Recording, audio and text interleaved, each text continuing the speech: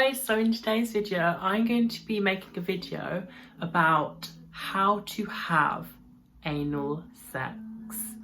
I'm praying to God that this video does not get deleted or like blocked or something, because I'm going to be quite explicit within this video. I literally have never ever seen a video that actually talks about anal sex for its entirety on how to actually do it.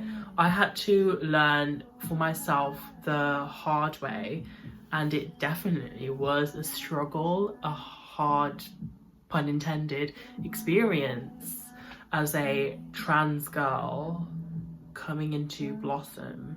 I mean, even when I didn't identify as trans, I still had one hole, so there's only one option for me, and I had to figure it all out. And I've only recently figured out like the actual way it works properly, and I've actually put in the research, the time of like how to actually like understand it really. But I watched Elena Genevieve's video and I learned quite a few things on how to like douche, anal douching. I never ever really understood it myself. I thought I never needed to, because I never needed to like clean up on aisle 9.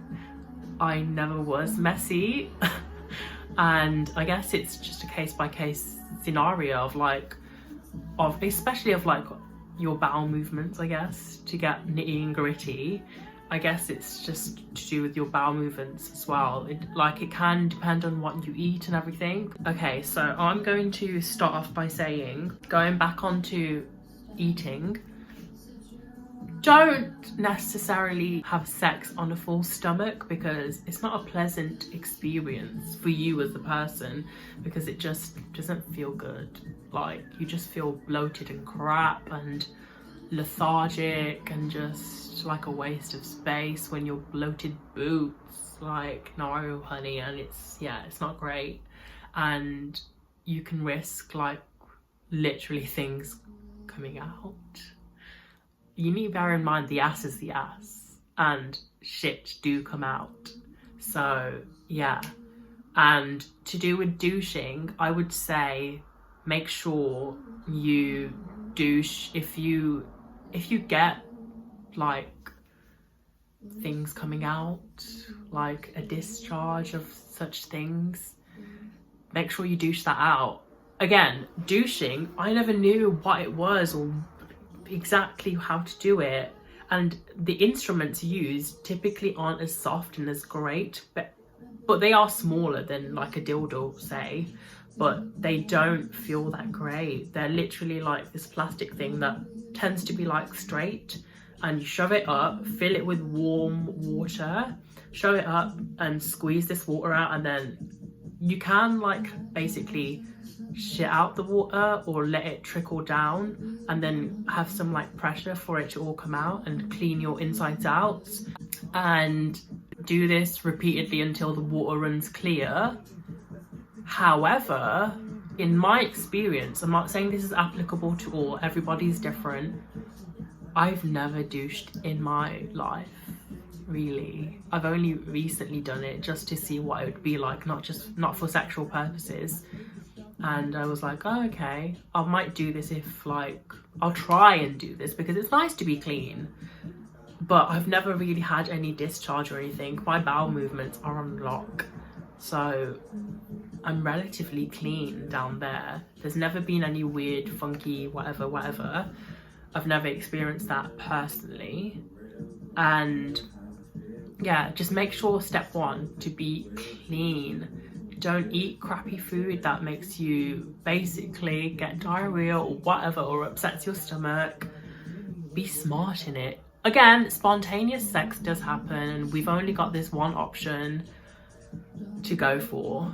As trans women, as gay men, as women that want to experiment, they've got 2 options. But yeah, so going back to it, I, for some reason, always thought that anal sex was to do with stretching your ass out with like a dildo, and like I thought that's how you do it. I never knew and took seriously of when people would say, you need to be relaxed, you need to be turned on. They never really said turned on, they always would say you need to be relaxed. Again, that does encompass being turned on, but I never knew. I thought they meant just like, I feel calm. But no, you need to be turned on. Like, you need to be actually hard and aroused for a dick to go in, pain-free, actually go in and penetrate, work your way up to penetration and moving back and forth. I never knew that. I figured that out by actually experimenting with myself. You don't get taught this crap. You literally don't. And I was like, oh, like, what the fuck?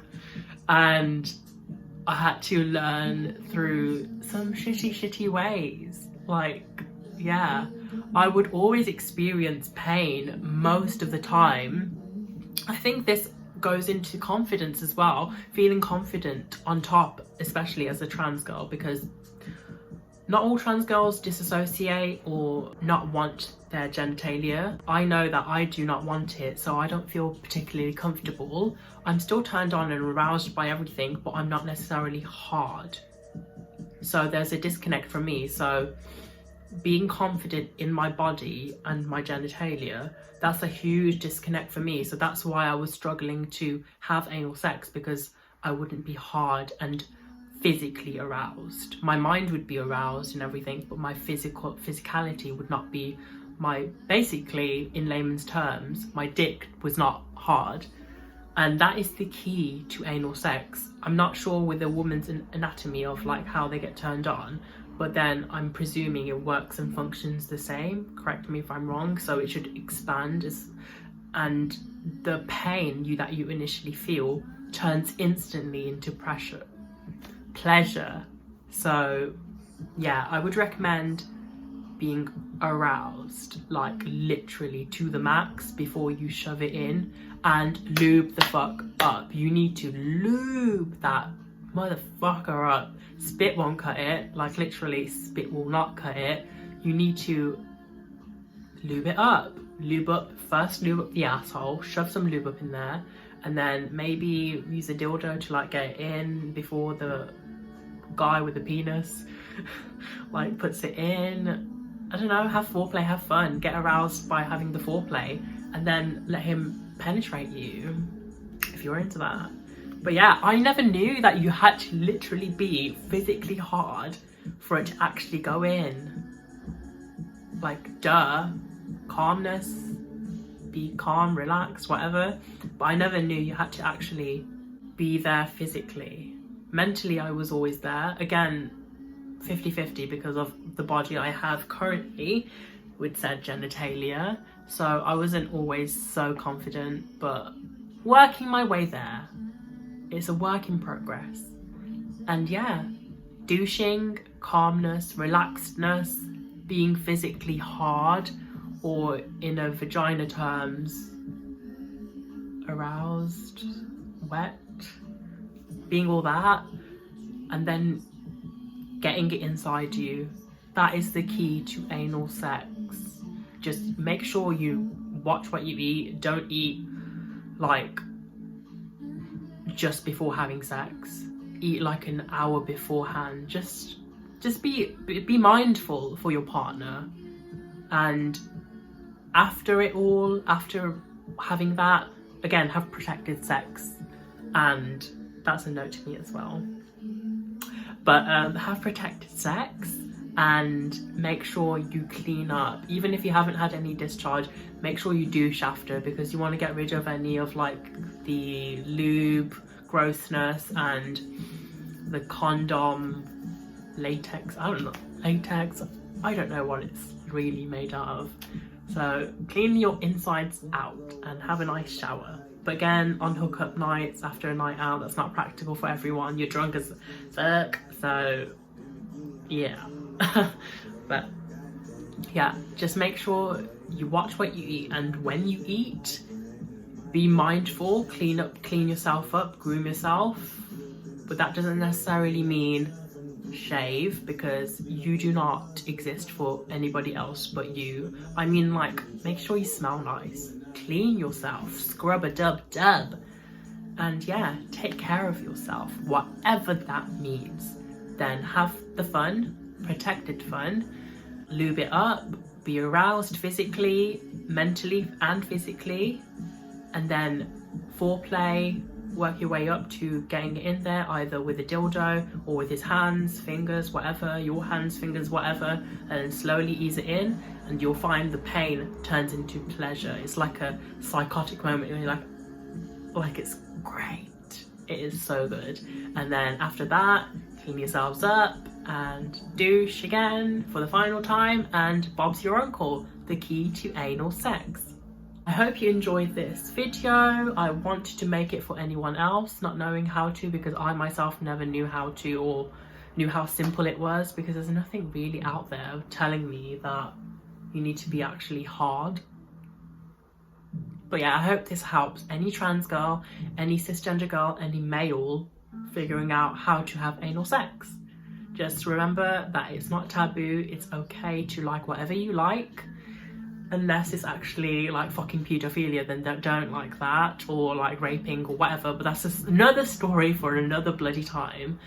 It's okay to like whatever in terms of like whatever, like gayness, lesbianness, whatever. Just express yourself in a consensual, safe, loving way. Yeah, so thank you guys so much for watching this video. I hope you enjoyed it. Please subscribe, and I'll see you next time. Bye.